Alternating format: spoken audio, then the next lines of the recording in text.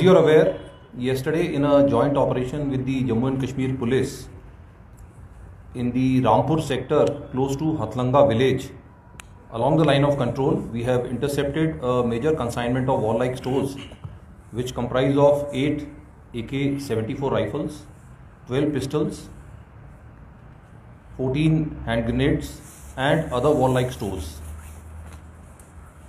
This area close to the line of control is along a nala called Hathlanga Nala, which is a wide nala which has got large number of boulders and dense foliage on either sides. It's also the winters, so very low temperatures and dense fog which comes in around midnight, and closer to the forenoon this area remains engulfed by dense fog.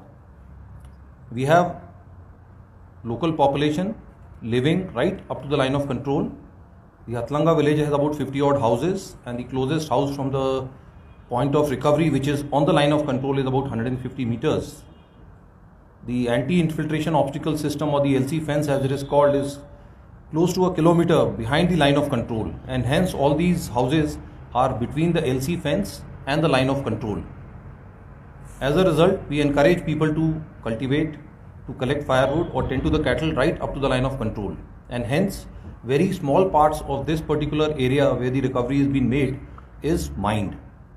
I have with me Mr. Raees Bhatt, the Senior Superintendent of Police of Baramulla district, and to my left the commanding officer of the battalion Rustam, along with his company commander who had carried out the operation.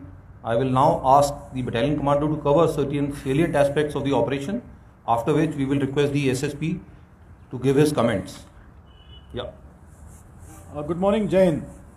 I would be briefing you all about a joint search operation which was undertaken by Army and Jammu Kashmir Police on 24th of December 2022, which was part of multiple search operations being carried out by us since last 2 weeks, based on multiple intelligence inputs which was provided to us from military intelligence and various central and state intelligence agencies about presence of terrorist groups in suspected launch pads who were planning to infiltrate and push warlike stores through the line of control towards hinterland before heavy snowfall. Therefore, the already robust anti-infiltration grid and surveillance grid was further strengthened by launching additional ambushes and area domination patrols led by dynamic young officers and junior leaders. The entire area of responsibility of my battalion was adequately covered both during day and night by various means. The terrain as obtained in the area of operation is mountainous with huge boulders, thick undergrowth and steep cuttings towards own side of line of control along the Nala bed, which happens to be the line of control. The area towards own side of line of control has lesser tree cover and vegetation. However, towards the Pakistan occupied Jammu Kashmir, it's full of forest cover and dense jungles. Therefore, any movement from their side towards line of control is difficult to pick.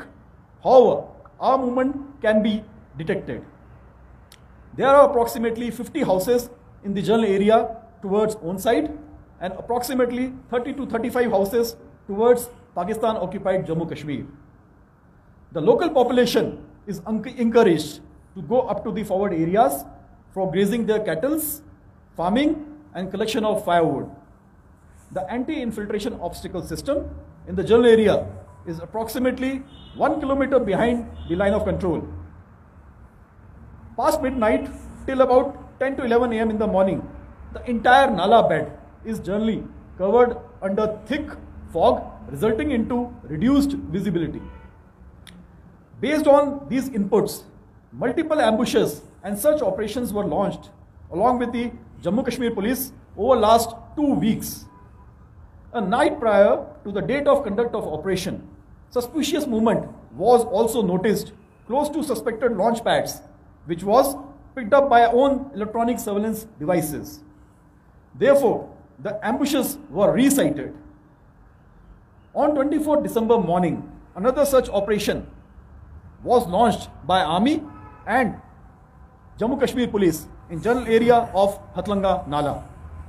The search operation commenced at early hour of the day and lasted for a good part of the day, which resulted in the recovery of heavy quantity of warlike stores, which included 8 AK-74 rifles with 24 magazines and 560 live rounds, 12 Chinese pistols along with 24 magazines and 244 live rounds, 9 Chinese hand grenades and 5 Pakistani hand grenades, in total 14 grenades.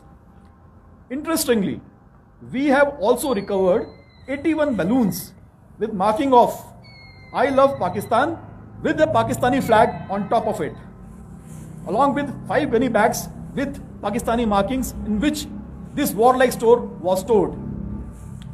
The successful conduct of the operation depicts excellent synergy amongst Army and Jammu Kashmir Police, integrated deployment with border security forces and various central and state agencies including IB and support from local populace. Jai Hind. Right, as covered by the commanding officer, this is among the largest interception of warlike stores which has been executed close to the line of control in recent years. And this is not an isolated act. Over the year, we have had almost 6 to 8 such incidents of interception and recovery. You are aware, on 25th of August, we had 3 terrorists being neutralized in the area of Nanak Dulunja. And in the recent months, we have also had recoveries of almost 15 kgs of drugs and other packets of narco-like stuff other than the warlike stores. May I now request the SSP Baramulla district for his comments. Good morning, Jai Hind. As the operational details of the operation yesterday have already been given, I would perhaps concentrate on the general situation overall in the area. Operating jointly with the Army and the other intelligencies in the area, we have so far successfully managed to keep the attempts of infiltration at bay. There have been attempts repeatedly all through the sector as well as other areas to try and push through narcotics, arms, ammunition, and perhaps for the first time we are seeing, at least in the valley side, these balloons, which are commonly more frequent in the Jammu side.